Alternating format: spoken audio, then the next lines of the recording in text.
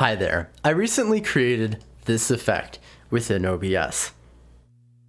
And I posted it to all sorts of social medias, asking people if they could figure out how exactly it worked. Some people got close, some people did not. If you want, you can pause the video right now and try to see whether you can figure it out yourself. Got a supposition? Got a hypothesis? Well, I am about to test it.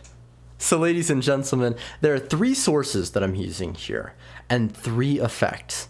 The first source is the words. I can get rid of the words at will, or replace them with whatever I want to.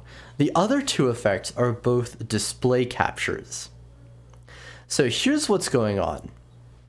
I'm taking this screen, I am mirroring it to another monitor, and then I'm taking that monitor, capturing that, and delivering it back into OBS. The circularity of this is kind of strange, but there are some very useful purposes for it. This is an overlay that I created earlier, and as you can see, it's pretty cool. Basically, what's going on here is I am taking each little frame, and with every little frame, I'm reducing the opacity by a little bit with my display capture, and I'm also changing the hue by a little bit. The result is some very pleasant rainbows. What does this have to do with the technical difficulties thing? I'll tell you in just a second, okay? First of all, I want to say that the display captures both have some little adjustments. One of them is shifted over a few pixels to the left, which means that all of the noise in there gradually moves from one side of the screen to the other. The other of the display captures is stretched out very slightly, which means that the pink lines that form gradually lengthen as time goes on. Now let's get into the filters, because I'm sure you are very inquisitive about those. The first of the filters is a chroma key.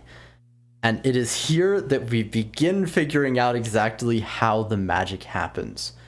Basically, without this chroma key on, you can see that everything is rainbows, and that the rainbows are very gradually shifting as the computer is picking up a certain pixel within the rainbow and saying, hey, I want to change the hue by this amount per frame, every single frame.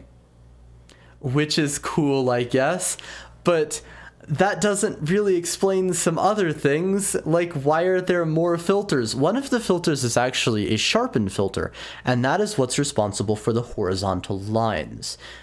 If I was to get rid of that, you can very rapidly see things begin to become more blobby and less linear, which doesn't bode well for the particular effect that I was going for. Alternately, I can up the sharpness a lot, and then things just look terrible.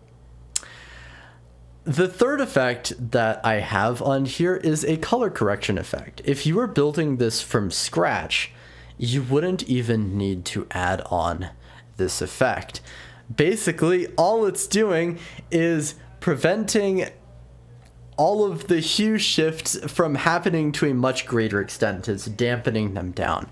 If it wasn't for this, you would get an effect like that, which is rather unpleasant, and I don't ever want to see it again. So the combination of these three effects filters transform the noise from something that looks like this to something that looks like this. And that's how the technical difficulties screen works.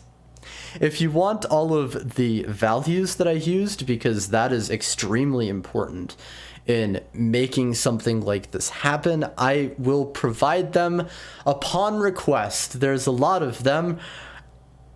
In the meanwhile, though, I hope you enjoyed seeing the process behind the creation of a relatively neat and definitely very unique overlay. Thanks for watching. Bye-bye.